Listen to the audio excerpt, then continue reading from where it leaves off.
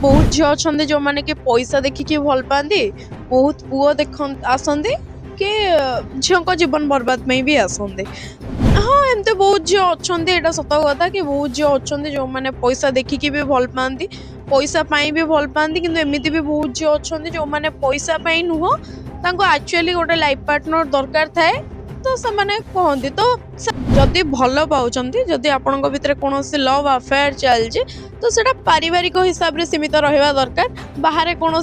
बुलाबुली कर किसी आवश्यक ना कि कौन खर्च करार ना कि आम मन इच्छा खर्च करवा पुणी कह गोटे झील आमठू पैसा खाईगला कि नहीं गला प्रथमे भावतु कि जन को साहाय्य कले मत मिल कौन जदि मोर किसी बेनिफिट अच्छी जदि मुझे शांति रही पारि इन फ्यूचर किसी प्रोब्लेम हेनी ताले जन को साहाय्य करूँ कि बापा माँ भी बेटर आम जदि क्या बाछा ताले सी आम परिस्थिति बुझीब किंतु मत लगे कि बापा माँ व्यतीत आउ कहीं आम परिस्थिति ठीक रे बुझी पारती किसी गोटे जिनस है फिजिकल नीड पुओ मानकर फिजिकल नीड दरकार आ झील मानकर आजिकली सोसाइटी रे पैसा दरकार भुवनेश्वर को लोक खराब कहते तार रिजन हूँ ओनली फॉर आउटसाइड पीपुल बाहर लोकों आज भुवनेश्वर खराब किंतु लोकालिटी जो माने लोकल लोक से केवल भुवनेश्वर में भावती कि हट पैंट टी शर्ट जीन्स ए सब फैशन बोली आज प्रेम हूँ गोटे मिथ्या प्रतिश्रुति आ गोटे भाव विहल बंधा जो कहती आम सब माया बंधा ए सब हूँ गोटे गोटे माया तो ए सब प्रेम नुहे पुओ किछिटा पुओंकर अभ्यास से कि हजार जगह जाकि मुह मारिबा किछिटा झीओंकर भी आदत से हजार जगह जाकि मुह मारिया तो मुझे कहला जेतिकी भूल पुओ मानकर अच्छी समान भूल झीओ मानकर अच्छी देखो बर्तमान लव जो फैशन बनीगला कि प्रेम केवल बहुत झील अच्छा जो मैंने कि पैसा देखिकी भल पाती बहुत पुओ देख आसती कि झील को जीवन बर्बाद में भी आसते तो ये सब लव फव केस मु तो लव उपर कौन माने मोर कौन ट्रस्ट ना तो लव कथा मु कौन कहबी जो मैंने लव कर बेटरली जाने हाँ एमती बहुत झील अच्छा यहाँ सत कथा कि बहुत झील अच्छा जो मैंने पैसा देखिकी भी भल पाती पैसा भी भल पाती कि एमती भी बहुत झील अच्छा जो मैंने पैसा नुह एक्चुअली गोटे लाइफ पार्टनर दरकार थाए तो से कहती तो से ऊपर डिपेंड करे कि कौ झील कौ मतव्य कौ हिसाब रे गोटे पुओ को चाहूचे कौ हिसाब रे गोटे पुओ को भल पाउची लव रे पैसा खर्च करछन्ते किंतु पुओ माने जो पैसा पुओ मानक पाखर मिल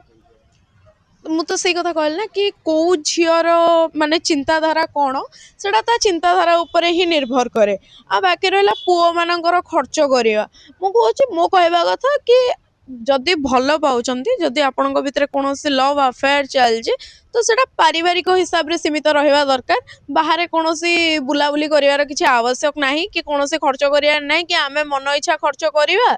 पुणी कह गोटे झील आमठू पैसा खाईगला कि नहीं गला तो किसी आवश्यक ना मत लगे कि ये सब जिन किसी आवश्यक अच्छी कि आम क्या पैसा दबा कौन जिनस फोर्सफुली डाकिबा तो आम खर्च करवा पुणी परवर्ती समय आम कहवा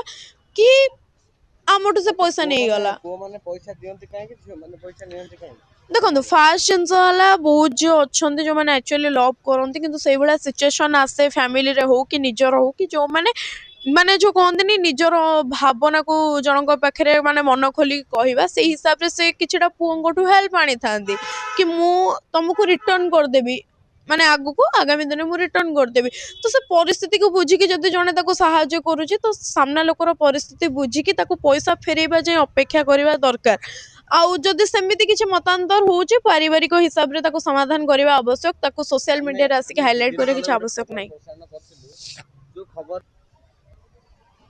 से भलिया स्थिति रे कोन करा जो प्रथमे तो मु प्रथमे कहल ना प्रथमे काहाको साहाय्य करिया पूर्वरु प्रथमे भावतु कि जन को साहाय्य कले मत मिल कौन जदि मोर किसी बेनिफिट अच्छी जदि मुझे शांति रही पारि इन फ्यूचर किसी प्रोब्लेम हेनी ताले जन को साहाय्य करूँ जदि देखुं कौन असुविधा हबार अच्छे तो से स्थान में साहाय्य कर किसी आवश्यक ना बाकी रहा सुइसाइड करने कथा जनक ऊपर से प्रेसराइज जड़े से मेंटाली हारास हेले ही सुइसाइड रो पदक्षेप निए तो ए मतरे मु कौन बा कहबे जोटा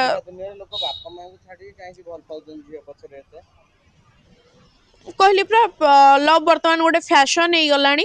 कि पिलांकु लगे कि बापा माँ भी बेटर आमे जदि काहाकू बाछिबा ताले सी आम परिस्थिति बुझिबो किंतु मते लागेनी कि बापा माँ व्यतीत आउ केही आम परिस्थिति ठीक रे बुझी पारंती हुए तो बापा माँ रोकटोक लगांती आमे किछि समय रागु किंतु ता परवर्ती समय रे भी बापा माँ आम मानक पाखरे ही रुहंती किंतु बाहर लोक आम पाखरे केबे हेले रहि नथांती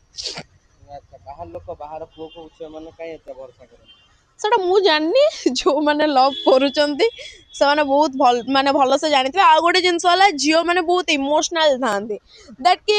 ସେମାନେ ଯେତେ ବି ଷ୍ଟ୍ରଙ୍ଗ ହେଇଥାଉ ନା କାହିଁକି କୋଉଠି ନା କୋଉଠି ତାଙ୍କର ଗୋଟେ ଇମୋସନାଲି ଆଟାଚ୍ ଥାଏ ଜଣେ ଯଦି ତାଙ୍କ ଆଗରେ କାନ୍ଦି ଦେଲା ତ ସେ ସମ୍ଭାଳି ପାରନ୍ତିନି ଭାବ ବିହଳ ହେଇଯାଆନ୍ତି ଆଉ ଏମିତି ବି ବହୁତ ଝିଅ ଅଛନ୍ତି ଯୋଉମାନେ କି ଭାବ ବିହଳ ନୁହଁ ମାଇଣ୍ଡଲି ଗେମ୍ ଖେଳନ୍ତି ତ ଡିଫରେନ୍ସ ବହୁତ ଅଛି ଯଦି ସମସ୍ତେ ସମାନ ହେଇଯାଇଥାନ୍ତେ ତ ଆମ ପାଞ୍ଚ ଆଙ୍ଗୁଠି ବି ସମାନ ହେଇଯାଇଥାନ୍ତେ ତ ସେମିତି ନାହିଁ ଜଣଙ୍କ ଚିନ୍ତାଧାରା ଉପରେ ନିର୍ଭର କରେ କି ସେ କେଉଁ ଭଳିଆ ରହିବ କଣ କରିବ କଣ ନାହିଁ ଆଚ୍ଛା ଆଚ୍ଛା ଆଉ ଗୋଟେ ଜିନିଷ ଦେଖିବା ପାଇଁ ମୁଁ କହିବା ଦେଖନ୍ତୁ ରାଧାକୃଷ୍ଣଙ୍କ ପ୍ରେମ ସମ୍ପର୍କ ସହିତ ଯଦି ଆଜିକା ପ୍ରେମ ସମ୍ପର୍କକୁ ତୁଳନା କରିବା ତାହେଲେ କହିବା ଏଇଟା ହଉଛି ଆମର ମୂର୍ଖାମି କାରଣ ସିଏ ହଉଛନ୍ତି ଭଗବାନ ଆଉ ତାଙ୍କ ପ୍ରେମ ସମ୍ପର୍କ ହଉଛି ପବିତ୍ର କିନ୍ତୁ ଆଜିକାଲିକା ପ୍ରେମ ସମ୍ପର୍କରେ କୌଣସି ପବିତ୍ରତା ନାହିଁ ଏ ସବୁ କିଛି ଗୋଟେ ଜିନିଷ ହେଲା ଫିଜିକାଲ ନିଡ୍ ପୁଅ ମାନଙ୍କର ଫିଜିକାଲ ନିଡ୍ ଦରକାର ଆଉ ଝିଅ ମାନଙ୍କର ଆଜିକାଲି ସୋସାଇଟିରେ ପଇସା ଦରକାର ତ ଏଇ ଦିଟା ଭିତରେ ଡିଫରେଣ୍ଟ ନା କି ମୁଁ ସବୁ ପୁଅଙ୍କୁ କହୁଛି ନା କି ସବୁ ଝିଅଙ୍କୁ କହୁଛି କିନ୍ତୁ ପରିସ୍ଥିତି ଉପରେ ନିର୍ଭର କରେ ଆଚ୍ଛା ଜଣଙ୍କ ଗାଁରୁ ଆସିଲା ଚିନ୍ତାଧାରା ବେଳେ ଉପରେ ଝିଅମାନେ ଚୁଡ଼ିଦାର ପିନ୍ଧିକି ଆସୁଛନ୍ତି ଭୁବନେଶ୍ୱରରେ ଜିନ୍ ପିନ୍ଧିକି ବୁଲୁଛନ୍ତି ଏଇଟା ଗୋଟେ ଫ୍ୟାସନ ପିନ୍ଧିବାଟା ହଉଛି ଫ୍ୟାସନ କାହାର ପିନ୍ଧିବା ଶୈଳୀକୁ ଆମେ ବିଚାର କରିପାରିବା ନାହିଁ ସେଟା ନା ନା ତାର ଗାଁରେ ଝିଅମାନେ କେମିତି ଚୁଡ଼ିଦାର ପିନ୍ଧିକି ଆସୁଛନ୍ତି ନିଜସ୍ୱ ବୁଲୁଛନ୍ତି ଏଇଟା ନିଜସ୍ୱ ମନ୍ତବ୍ୟ କି ସେମାନେ କଣ ପିନ୍ଧିବେ କଣ ନାହିଁ କାରଣ କାହା ଡ୍ରେସିଂ ସେନ୍ସ ଉପରେ ଆମେ କେବେ ହେଲେ କମିଟମେଣ୍ଟ କରିପାରିବା ନାହିଁ କିନ୍ତୁ ଆପଣ ଦେଖନ୍ତୁ ଆଜି ଯଦି ଭୁବନେଶ୍ୱରକୁ ଲୋକ ଖରାପ କୁହନ୍ତି ତାର ରିଜନ ହଉଛି ଓନ୍ଲି ଫର ଆଉଟସାଇଡ ପିପୁଲ ବାହାର ଲୋକଙ୍କ ପାଇଁ ଆଜି ଭୁବନେଶ୍ୱର ଖରାପ କିନ୍ତୁ ଲୋକାଲିଟି ଯୋଉମାନେ ଲୋକାଲ ଲୋକ ସେମାନେ କେବେ ହେଲେ ଭୁବନେଶ୍ୱରରେ ଭାବନ୍ତିନି କି ହଟ୍ ପ୍ୟାଣ୍ଟ ଟି ସର୍ଟ ଜିନ୍ସ ଏସବୁ ଫ୍ୟାସନ ବୋଲି ସେମାନେ ଭାବନ୍ତି କି କୁର୍ତ୍ତି ହଉଛି ଆମର ସବୁ କିଛି ଶାଢୀ ଆଉ କୁର୍ତ୍ତି ହଉଛି ଆମ ସଂସ୍କୃତି ଏମିତି ବି ବହୁତ ଝିଅ ଭୁବନେଶ୍ୱରରେ ଆଜି ଅଛନ୍ତି ଯୋଉମାନେ ଶାଢୀ କୁର୍ତ୍ତିକୁ ନିଜର ସର୍ବସ୍ୱ ଭାବନ୍ତି କିନ୍ତୁ ଯେତେବେଳେ ଗାଁରୁ କୌଣସି ଝିଅ ଆସନ୍ତି ତ ଏଠି କିଛି ଆଉଟସାଇଡରଙ୍କୁ ଦେଖିକି ଭାବନ୍ତି ଏଇଟା ବୋଧେ ଭୁବନେଶ୍ୱରର କଲଚର ତ ସେଇ ହିସାବରେ ନିଜକୁ ପରିବେଷଣ କରନ୍ତି ଆଉ ତାପରେ ବହୁତ ପ୍ରକାର ରାତାରାତି ଏଠି ରେପ୍ ହୁଏ ମର୍ଡର ହୁଏ ତ ଏସବୁ ଜିନିଷ କମନ ହେଇଗଲାଣି କିନ୍ତୁ ବର୍ତ୍ତମାନ ଝିଅମାନେ ଖରାପ କାମ କରନ୍ତି ବୋଲି ଦେଖିବା ପାଇଁ ମିଳେ ବହୁତ ପୁଅମାନଙ୍କ ସହ ସମ୍ପର୍କ ରଖନ୍ତି ଆଉ ପଇସା ପାଆନ୍ତି ନାଇଁ ଦେଖନ୍ତୁ ମୁଁ ଗୋଟେ ଝିଅ ହିସାବରେ କହିବି କି ଆଫ୍ଟର ମ୍ୟାରେଜ ଏସବୁ ଜିନିଷ ହଉଛି ଭୁଲ କିନ୍ତୁ ମୁଁ କହିଲି ନା ଗୋଟେ ହେଲା ଫିଜିକାଲ ନିଡ୍ ଜଣଙ୍କର ଯଦି ମାନସିକତା ସେଇଆ ଆମେ ତାକୁ କାହିଁକି ଅପୋଜ କରିବା ଆଜିକାଲି ଏସବୁ ଜିନିଷ କମନ ହେଲାଣି ଯଦି ଗଭର୍ଣମେଣ୍ଟ ତାଙ୍କୁ ଆପ୍ରୁଭ କରୁଛି ସ୍ୱୀକୃତି ଦଉଛି କି ଗୋଟେ ଝିଅ ତା ମନ ଇଚ୍ଛା ସବୁ କିଛି କରିପାରିବ ତାହେଲେ ଆମେ କେହି ନୁହଁ ଜଣଙ୍କ ଉପରେ ଡିପେଣ୍ଡ କରେ ସେ କଣ ସେକ୍ସୁଆଲ ଭାବୁଛି କଣ ନାହିଁ ସାଟିସ୍ଫାକ୍ସନ କଣ ସବୁ କିଛି ଗୋଟେ ପ୍ରେମରେ ମତେ ଲାଗେନି କି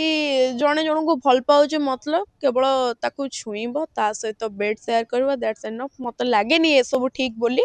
ମତେ ଲାଗେ ପ୍ରେମ ହଉଛି ଗୋଟେ ପବିତ୍ର ସମ୍ପର୍କ ମୁଁ ଆଜି ଯାଏଁ ଯେତିକି ବୁଝିଛି ମୋ ଫ୍ୟାମିଲିରେ ବି ମୁଁ ବହୁତ ଜିନିଷ ଶୁଣିଛି ପ୍ରେମ ଗୋଟେ ପବିତ୍ର ସମ୍ପର୍କ ଜଣେ ଜଣଙ୍କୁ ଦୂରରୁ ଥାଇକି ବି ଦେଖିଲେ ଖୁସି ହେଇଯାଏ ଜଣକୁ ଦୂରରୁ ଦେଖିକି ବହୁତ ଆତ୍ମସନ୍ତୋଷ ମିଳେ ସେଟା ହଉଛି ପ୍ରେମ ଯାହାର ପବିତ୍ରତା ଭଗବାନଙ୍କ ପାଖରେ ଥିଲା କିନ୍ତୁ ଆଜିକା ପ୍ରେମ ସମ୍ପର୍କରେ କୌଣସି ପବିତ୍ରତା ନାହିଁ ଏମିତି ବହୁତ ରେୟାର ଅଛନ୍ତି ଯୋଉମାନେ ଆକ୍ଚୁଆଲି ଲଭ୍ କରନ୍ତି ଲାଇଫରେ ସବୁ କିଛି ସାକ୍ରିଫାଇସ କରନ୍ତି ଆଉ ସେମାନଙ୍କ ଲଭ୍ ବି ସକ୍ସେସଫୁଲ ହୁଏ ବଟ୍ ଭୁବନେଶ୍ୱରରେ ମତେ ଲାଗେନି କୌଣସି ଗୋଟେ ଲଭ୍ ସକ୍ସେସଫୁଲ ବୋଲି ତାହେଲେ ଆଜିକା ପ୍ରେମ କଣ ବୋଲି ଆପଣ କହିବେ ଆଜିର ପ୍ରେମ ହଉଛି ଗୋଟେ ମିଥ୍ୟା ପ୍ରତିଶ୍ରୁତି ଆଉ ଗୋଟେ ଭାବ ବିହଳରେ ବନ୍ଧା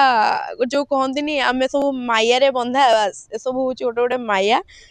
ତ ଏସବୁ ପ୍ରେମ ନୁହେଁ ଆଚ୍ଛା ଏବେ ଯୋଉ ସବୁ ପ୍ରେମ କରୁଛନ୍ତି ପୁଅମାନେ କହୁଛନ୍ତି ସ୍ୱର୍ଗରେ ଚାନ୍ଦ କିଣିଦବା ଏତେ ସବୁ ଇଏ କରିଦବା ଆଜି ବି ଝିଅମାନେ ଟ୍ରାପର ଶିକାର ହଉଛନ୍ତି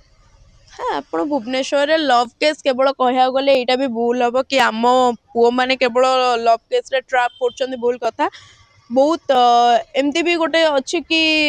ଜାତିବାଦର ପ୍ରଥାକୁ ବି ନେଇକି ବହୁତ ଜିନିଷ ଟ୍ରାପ୍ ହୁଅନ୍ତି ଯେମିତି କି ହିନ୍ଦୁ ମୁସଲିମ ର ଜିନିଷ ହଉ ଲଭଜତ କେସ ରେ ବହୁତ ଝିଅ ଟ୍ରାପ୍ ହୁଅନ୍ତି ତ ଏସବୁ ବହୁତ ଜିନିଷ ଚାଲିଛି ଆଜିକାଲି ଭୁବନେଶ୍ୱରରେ ବହୁତ ଝିଅ ନିଶାଗ୍ରସ୍ତ ଅବସ୍ଥାରେ ବି ବୁଲନ୍ତି ବହୁତ ପୁଅ ବି ନିଶାଗ୍ରସ୍ତ ଅବସ୍ଥାରେ ବୁଲନ୍ତି ତ କିଏ କାହାକୁ କୋଉ ଅବସ୍ଥାରେ ଟ୍ରାପ୍ ଝିଅମାନେ କରୁଛି କାହିଁକି ସେ ନିଶା ଖାଆନ୍ତି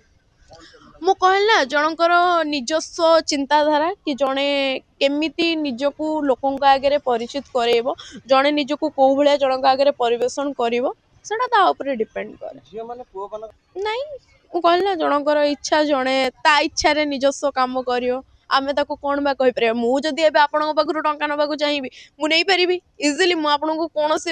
ଭାବରେ ବି ଡାଇଭର୍ଟ କରିକି ନେଇଯିବି। ତାପରେ ମୋର ଇଚ୍ଛା ହେଲା ମୁଁ ଆପଣଙ୍କ ସହିତ ରହିବି, ନହେଲେ ମୁଁ ଇଚ୍ଛା ହେଲା ମୁଁ ଏଠୁ ଚାଲିଯିବି, ସେଟା ମୋ ଉପରେ ଡିପେଣ୍ଡ କରେ। ତ ବାସ୍ ସେମିତି ଜଣଙ୍କ ଚିନ୍ତାଧାରା ଉପରେ ଦେଖ ଡିପେଣ୍ଡ ଆଇନ କରେ। କାନୁନ ଝିଅ ମାନଙ୍କ ପରେ ସରକାର ଦେଇଛନ୍ତି, ତ ସେକୁ ନେଇକି ଝିଅ ମାନେ ଫାଇଦା ଉଠାଉଛନ୍ତି। ନାଇଁ ନାଇଁ, ଆଇନ କାନୁନ ଝିଅ ମାନଙ୍କ ପାଇଁ ଯେତିକି ରହିଛି ମୋର ବି ଡିମାଣ୍ଡ ରହିବ କି ପୁଅ ମାନଙ୍କ ପାଇଁ ସେତିକି ଆଇନ କାନୁନ ରହୁ। କାରଣ ଆଜିକାଲି କେବଳ ଝିଅ ମାନେ ନୁହଁ, ଆଜି ଓଡ଼ିଶାରେ ବହୁତ ପୁଅ ବି ସୁଇସାଇଡ କରୁଛନ୍ତି, ବହୁତ ପୁଅ ବି ଆଜି ବହୁତ ଖରାପ ଅବସ୍ଥାରେ ଅଛନ୍ତି।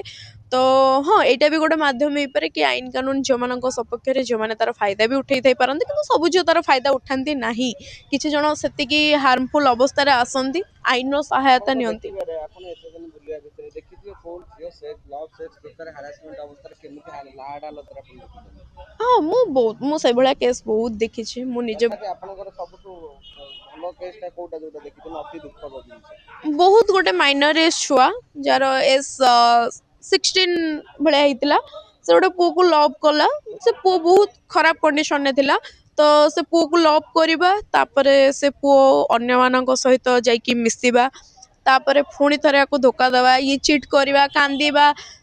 ଗୋଟେ ୱେଲଫେୟାର କମିଟିରେ ଯାଇକି ରହିବା, ସେଠି ଯାଇକି ନିଜ ଜୀବନ ବିତେଇବା, ଏଗୁଡ଼ା ବହୁତ ଦୁଃଖଦାୟକ ଜିନିଷ। ମୋ ଲାଇଫରେ ମୁଁ ଏଇଭଳିଆ କେସ୍ ବହୁତ ହ୍ୟାଣ୍ଡେଲ କଲିଣି, ତ ତା ବିଷୟରେ ମୁଁ ଆଉ କଣ କହିବି। ଆଚ୍ଛା, ସେ ଯୋଉ ଝିଅ ମାନଙ୍କୁ ଆପଣ ଦେଖନ୍ତି, ସେ ଝିଅ ମାନେ କଣ କହନ୍ତି, ସେମାନେ କେମିତି କଣ ଫସିଲେ। ସେମାନେ କୁହନ୍ତି କି ଆମେ ଜଣଙ୍କ ମାନେ ରିକ୍ୱେଷ୍ଟ ଆମେ ସମ୍ଭାଳି ପାରିଲୁନି, ଆମେ ହଁ କରିଦେଲୁ। ତ ଗୋଟେ ଚିନ୍ତାରେ ଆସିକି ଆମେ ହଁ କରିଦେଲୁ, ଜଣଙ୍କ ଭାବନାରେ ଭାବ ବିହଳେଇକି ଆମେ ହଁ କରିଦେଲୁ, କିନ୍ତୁ ତାପରେ ସେ ଆମ ସହିତ ଏଇଭଳି ଚିଟ୍ କରିବ ବୋଲି ଆମେ ଜାଣିନଥିଲୁ। ଏମିତି ବହୁତ ପୁଅ ଅଛନ୍ତି ଯୋଉମାନେ ଝିଅମାନଙ୍କୁ ସତ ଜଣେଇ ନଥାନ୍ତି, ଯୋଉଟା ହଉଛି ମୂଳ କାରଣ। ଏମିତି ବି ବହୁତ ଝିଅ ଅଛନ୍ତି ଯୋଉମାନେ ସତ ଜଣେଇ। ତ ପ୍ରଥମେ ହେଲା, ଯଦି ଲଭ୍ କଥା ଆପଣ କହୁଛନ୍ତି, ଗୋଟେ ହେଲା ଟ୍ରଷ୍ଟ, ଗୋଟେ ହେଲା ବିଲିଭ୍, ଆଉ ଗୋଟେ ହେଲା ଟ୍ରୁ। ଏଇ ତିନିଟା ଜିନିଷ ରହିବା ଦରକାର। ଯଦି ତିନିଟା ଜିନିଷ ଅଛି ତାହେଲେ ଆକ୍ଚୁଆଲି ସେଟା ଲଭ୍। ଯଦି ତିନିଟା ଜିନିଷ ନାହିଁ ତାହେଲେ ମୁଁ ଭାବେନି କି ସେଟା ଗୋଟେ ପ୍ରେମ ସମ୍ପର୍କ ବୋଲି। ପୁଅମାନେ ଯୋଉ ନେଇକି ଆସନ୍ତି ଝିଅ ମାନଙ୍କୁ ଅନେକ ପ୍ରତିଶ୍ରୁତି ଦେଇକି, ତାପରେ ସେଠି ସେମାନଙ୍କର ମନ କାହିଁକି ବଦଳିଯାଏ, କଣ କଥା। ଦେଖନ୍ତୁ, ଆଜିକାଲି ବହୁତ ପୁଅ ଅଛନ୍ତି ଯୋଉମାନେ କି ଗୋଟେ ଜାଗାରେ ସାଟିସ୍ଫାକ୍ସନ ନାହାନ୍ତି, ସାଟିସ୍ଫାଏଡ ନୁହନ୍ତି। ଯୋଉ କୁହନ୍ତିନି ଆମେ ହଜାର ଜାଗାରେ ଯାଇକି ମୁହଁ ମାରିବା, ପୁଅମାନଙ୍କର କିଛିଟା ପୁଅଙ୍କର ଅଭ୍ୟାସ ସେଇଆ କି ହଜାର ଜାଗାରେ ଯାଇକି ମୁହଁ ମାରିବା, କିଛିଟା ଝିଅଙ୍କର ବି ଆଦତ ସେଇଆ ହଜାର ଜାଗାରେ ଯାଇକି ମୁହଁ ମାରିବା। ତ ମୁଁ କହିଲି ନା, ଯେତିକି ଭୁଲ ପୁଅ ମାନଙ୍କର ଅଛି ସମାନ ଭୁଲ ଝିଅ ମାନଙ୍କର ଅଛି। କିନ୍ତୁ ଏମିତି ବହୁତ ଜାଗାରେ ଅଛି କି ନିଶାଶକ୍ତ ଅବସ୍ଥାରେ ବହୁତ ଝିଅ ହାରାସ ହୁଅନ୍ତି ପୁଅ ମାନଙ୍କଠୁ। ତ ସେଇ କ୍ଷେତ୍ରରେ ମୁଁ ସମ୍ପୂର୍ଣ୍ଣ ଭୁଲ ପୁଅ ମାନଙ୍କୁ ଦେବି, ଆଉ ଯୋଉ କ୍ଷେତ୍ରରେ ଝିଅ ମାନଙ୍କୁ ପୁଅ ମାନଙ୍କୁ ହାରାସ କରନ୍ତି ମେଣ୍ଟାଲି, ସେ ଜାଗାରେ ମୁଁ ସମ୍ପୂର୍ଣ୍ଣ ଭାବରେ ଗୋଟେ ଝିଅକୁ ଭୁଲ ଦେବି। ଆଚ୍ଛା, ଆପଣ ଆମର ଚରିତ୍ର ସଂହାର କଲେ ପୁଣି ଭୁଲ ମିଳିଲା। ଦେଖନ୍ତୁ, ପରବର୍ତ୍ତୀ ସମୟରେ ମୁଁ ବି ଦେଖିଛି ସେ କେସ୍ କି ସେ ଭୁଲ ମାଗିବା କି ସେ ମୋ ଭଉଣୀ। ତ ମୋ ହିସାବରେ ଏଇଟା ଗୋଟେ, ଯେହେତୁ ସେ କହୁଛନ୍ତି କି ମୁଁ ତାଙ୍କ ପରିବାର ସହିତ ଆଟାଚ୍ ଅଛି, ମୁଁ ତାଙ୍କ ପରିବାର ସହିତ ସମ୍ପର୍କ ଅଛି, ଯଦି ସାମାନ୍ୟ ପଇସା ଜିନିଷକୁ ନେଇକି ଆମେ ପାରିବାରିକ ହିସାବରେ ସମାଧାନ କରିବା, ଆମର ମୁରବୀ ଅଛନ୍ତି, ବୟୋଜ୍ୟେଷ୍ଠ ଅଛନ୍ତି, ଆମେ ସେମାନଙ୍କ ହିସାବରେ ସମାଧାନ କରିବାକୁ ଚେଷ୍ଟା କରିବା। ଯଦି ନହେଲେ ଆମେ ଏଫଆଇଆର କରିପାରିବା, କିନ୍ତୁ କୌଣସି ଝିଅର ଚରିତ୍ର ସଂହାର କରିବା ଠିକ ନୁହେଁ। କାରଣ ମୁଁ ବି ଗୋଟେ ଝିଅ, ମୁଁ କେବେ ଚାହିଁବିନି କି କୌଣସି ଝିଅଙ୍କର ଚରିତ୍ର ସଂହାର ହଉ।